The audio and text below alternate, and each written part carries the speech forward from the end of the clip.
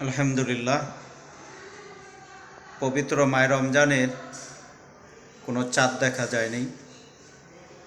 আমরা চাঁদ দেখে আমরা রোজা রাখব এবং চাঁদ দেখে আমরা ইনশাল্লাহ ঈদের নামাজ পড়ব।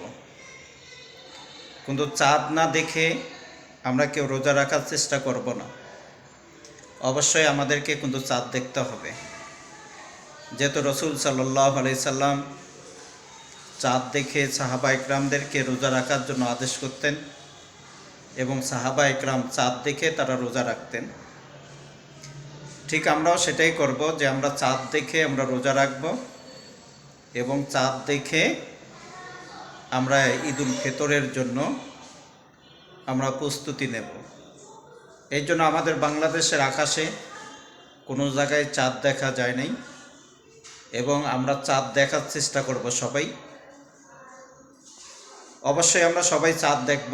আর আপনাদের কাছে যদি আমাদের ভিডিওটি যদি ভালো লাগে, অবশ্যই আপনার বন্ধুদের মাঝে শেয়ার করে দেন, যে বাংলাদেশের আকাশে কোনো জায়গায় পবিত্র মাহে রমজানে চাঁদ দেখা যায় নাই।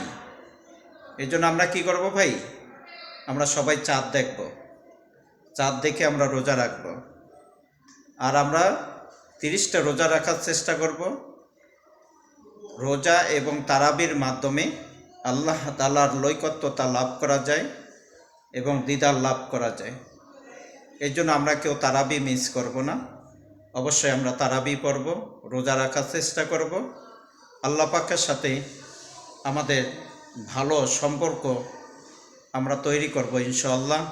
আল্লাহ সুবহানাহু ওয়া তাআলা আমাদেরকে পবিত্র মাহে রমজানের রোজা রাখার তিনি আমাদেরকে সে তৌফিক দান করুক। ওয়া আখিরু দাওয়ানা আলহামদুলিল্লাহি রাব্বিল আলামিন।